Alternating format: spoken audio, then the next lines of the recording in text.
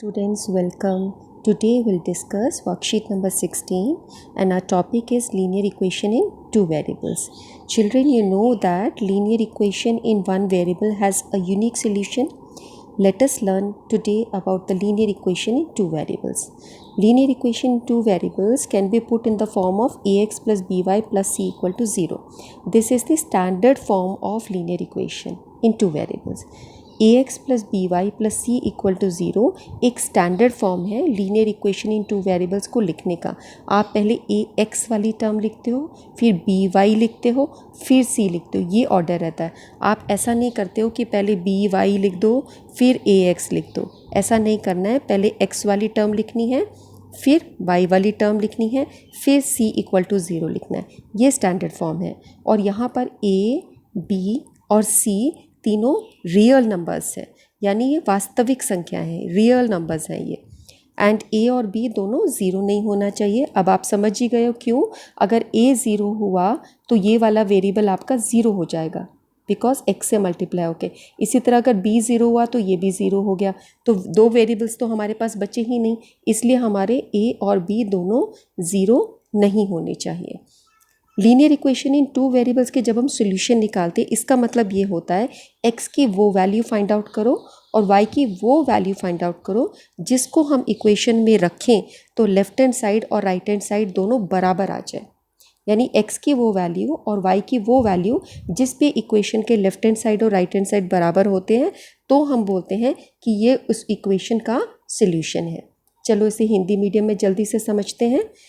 बच्चों, हमारे को आज linear equation in two variables यानी हमें दो चर वाले रैखिक समीकरणों को आज हमें देखना है. दो चर के रैखिक समीकरण के अंदर हमारे पास जब हमें मानक रूप लिखना होता है, इसका अर्थ होता है उसे ax plus by plus c equal to 0 के रूप में लिखा जाता है. ये उसका मानक रूप होता है. और a b c ये सब वास्तविक संख्याएं होती हैं. a और b दोनों शून्य नहीं होने चाहिए. जब हमने एक चर वाली रैखिक समीकरण करी थी तो उसका अद्वितीय हल होता था. जब हम यहाँ पर इस प्रकार की रैखिक समीकरण का जो दो चरों वाली हैं तो इसका जब हम हल निकालने की कोशिश करेंगे, यानी कि हम x का वो मान निकालेंगे और y का वो मान निकालेंगे जिसे जब समीकरण में रखें तो उसका बायां पक्ष यानी लेफ्ट हैंड साइड और दायां पक्ष यानी राइट हैंड साइड बराबर हो जाए. इसको हम एक उदाहरण से समझते हैं. जैसे आपके पास ये रैखिक समीकरण है 2x plus 3y equal to 0. ये लीनियर इक्वेशन है टू वेरिएबल्स में, जहाँ पर x की वैल्यू 3 और y की वैल्यू 2. ये इसका सोल्यूशन है. कैसे चेक करते हैं. अगर हम x की वैल्यू 3 रखें और y की वैल्यू 2 रखें, जैसे यहाँ पर हमने x की वैल्यू 3 रखी और y की वैल्यू 2 रखी, ये आपका रैखिक समीकरण है. x की जगह आपने 3 लिख दिया, y की जगह आपने 2 लिख दिया. अब 2 इंटू 3 आपके पास 6 आया और 3 इंटू 2 आपके पास 6 आया. तो आप देख रहे हो 6 प्लस 6 12 हो गया.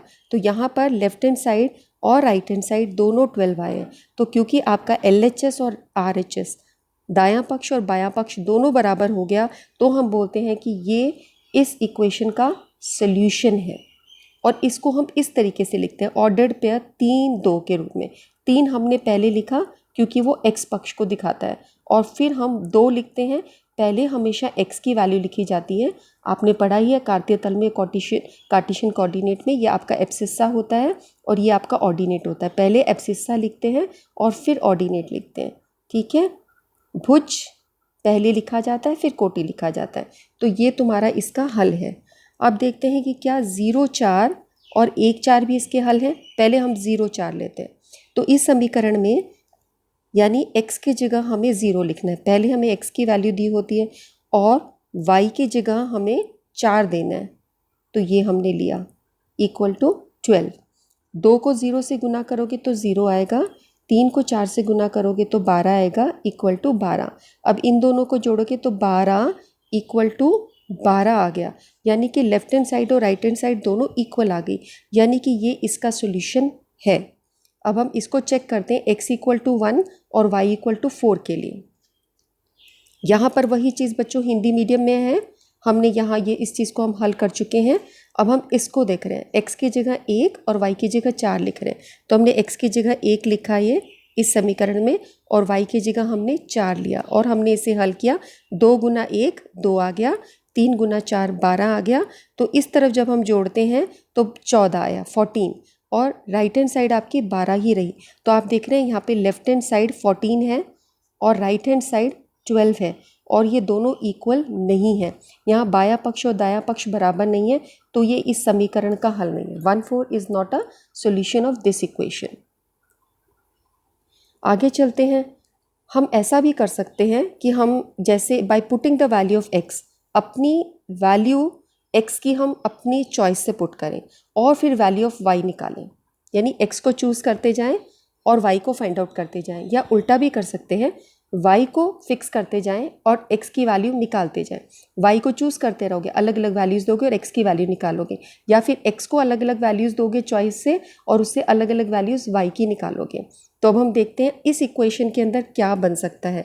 जैसे अगर हमने x = 2 लिखा, इसको बच्चों इस तरीके से समझते हैं, आपको अगर आप x की वैल्यू आप 2 दो तो अकॉर्डिंगली y की वैल्यू फाइंड आउट करनी है। ये काम है अभी हमारे पास में। तो मैं इस इक्वेशन को थोड़ा ट्रांसपोज करती हूँ।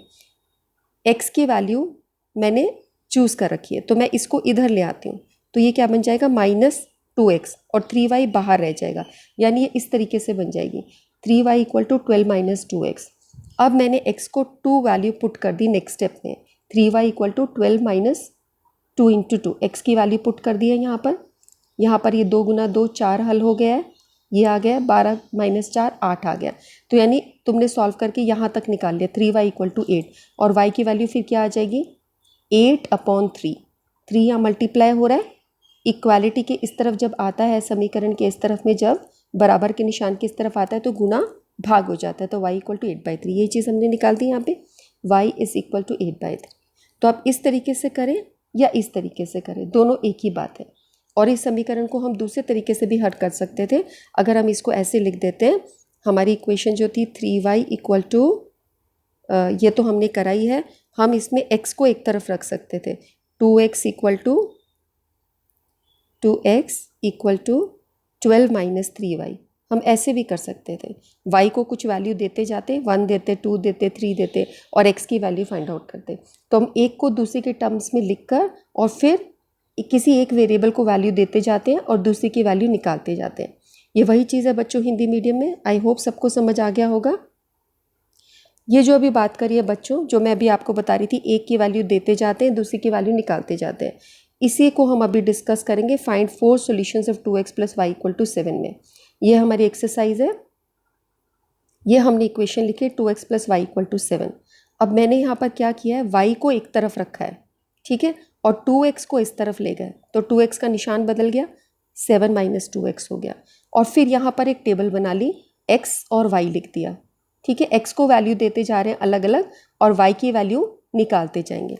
तो पहला केस लिया जहाँ पर हमने इक्वेशन लिख दी y = 7 - 2x, ये जो अभी चेंज करके आई है, थोड़ा सा इधर उधर हमने ट्रांसपोज किया, एडजस्ट किया है। अब x को वैल्यू दी 0, तो 2 × 0, x की जगह हमने 0 लिख दिया। तो 2 × 0 क्या होता है, 0 से किसी संख्या को गुना करें तो 0 आता है। 7 - 0, ये आ गया 7। तो जब हमने x को 0 रखा, y की वैल्यू आ गई 7, ठीक है। केस 2 लेते हैं, जब हमने x को 2 लिखा, यानी ये वाली वैल्यू, तो यहाँ पे x की जगह हमने लिख दिया है 2, तो 2 × 2 हो गया 4, और 7 - 4 हो गया 3। तो जब हमने x को 2 लिखा तो y की वैल्यू क्या आई है, 3 आई है, तो ये आपने वैल्यू पुट कर दी। अब हम नेक्स्ट केस में x की जगह 3 लिखेंगे। यहाँ पर हमने इक्वेशन लिख दी 7 - 2x, और अब x की जगह हमने क्या लिखा है 3, ये 3 लिख दिया, और 2 × 3 क्या हो गया 6, 7 - 6 क्या हो गया 1, तो y की वैल्यू आ गई 1। तो जब हमने x को 3 लिखा तो y आ गया 1। अब हम एक केस निकालना चाह रहे हैं, जैसे एक बार x 0 हुआ है, इसी तरह एक बार y 0 आ जाए। तो ये जब हमने 3 वाली वैल्यू पुट की तो हमें समझ में आया कि इसके बीच की वैल्यू 3 और 4 के बीच की वैल्यू अगर हम लेते हैं तो आप समझ ही सकते हो इक्वेशन बहुत आसान है। मुझे यहाँ पर 7 लाना है कि 7 में से 7 0 हो जाए। तो अगर मैं x को 3.5 लिख दूँ और 3.5 का डबल मैं करती हूँ तो 7 आता है, इसलिए मैंने x को यहाँ पे 3.5 वैल्यू दे दी, ठीक है। तो 2 × 3.5 वैल्यू देने से ये 7 - 7 0 हो गया। तो यहाँ पर ये 0 आ गया। तो आप ऐसे बीच वाली वैल्यू दे सकते हो जब हम इसको ग्राफ में ऐसे पुट करते हैं, जब हमें प्लॉटिंग करनी पड़ती है। तो यहाँ पे x की जैसे 1 हो गया, ये 2 हो गया, ये 3 हो गया, ये 4 हो गया। तो 3.5 बिल्कुल इसके बीच की वैल्यू होती है, ठीक है। और यहाँ पर x की वैल्यू जब 3.5 हुई तो y की वैल्यू 0 है, यानी ये पॉइंट यहीं लाई करेगा, ठीक है ना। और जब यहाँ लेते हैं x की वैल्यू 3, ये x की वैल्यू 3 है और y की वैल्यू क्या आई है 1, तो ये y का होता है 1 2। तो ये तुम्हारी x की वैल्यू 3 और y की वैल्यू 1, ये वाला पॉइंट है वो, ये पॉइंट, ठीक है, जब तुम्हें प्लॉटिंग करनी हो तो। ठीक है, पिछला भी देख लेते हैं हम।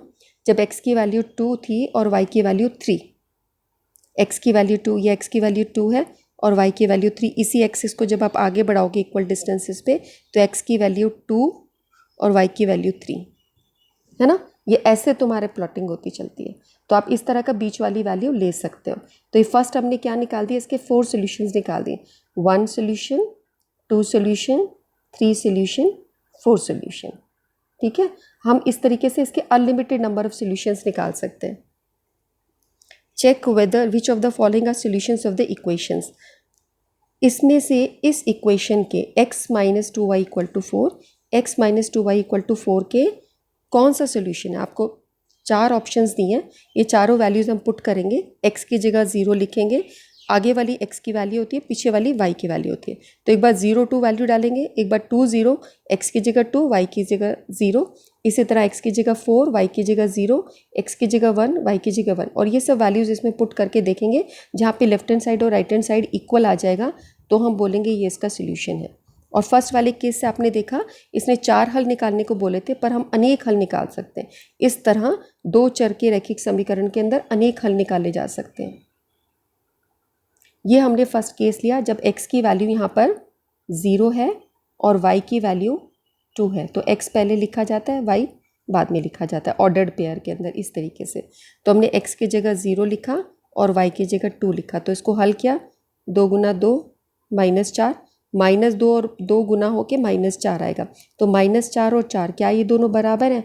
नहीं, इसलिए हमने बराबर का निशान लिख के ऐसे काट दिया, ये दोनों इक्वल नहीं है। तो हम बोलेंगे left hand side is not equal to right hand side. बायां पक्ष दायां पक्ष के बराबर नहीं है, तो it is not a solution, ये इसका हल नहीं है, नॉट अ सोल्यूशन। दूसरा केस देते हैं, यहाँ पर ये वाली वैल्यूज़ है 2 एंड 0। तो x की जगह हमने 2 लिखा और y की जगह 0 लिखा। तो जब इसको हल कर रहे हैं 2 इंटू 0 0 हो गया, 2 आ गया, 4 आ गया। तो यहाँ पर भी देख रहे हैं LHS is not equal to RHS, तो this is also not a solution, ये भी सोल्यूशन नहीं है। अगला केस देखते हैं, यहाँ पर हमने x की जगह 4 लिया है और y की जगह 0 लिया है। तो x की जगह 4 ये आ गया और y की जगह 0 ये आ गया। इसको जब हमने पुट किया तो 4 माइनस 0, 2 को 0 से मल्टीप्लाई किया था, पहले ब्रैकेट ये सॉल्व किया जाता है। तो ये तुम्हारा 4 माइनस 0 4 4। तो हम देख रहे हैं यहाँ पे left hand side equal to right hand side आ गया। So this is a solution, ये इसका हल है। यहाँ पर हमने x की वैल्यू 1 लिखी है और y की वैल्यू भी 1 लिखी है। तो -2 इंटू 1 इज़ -2।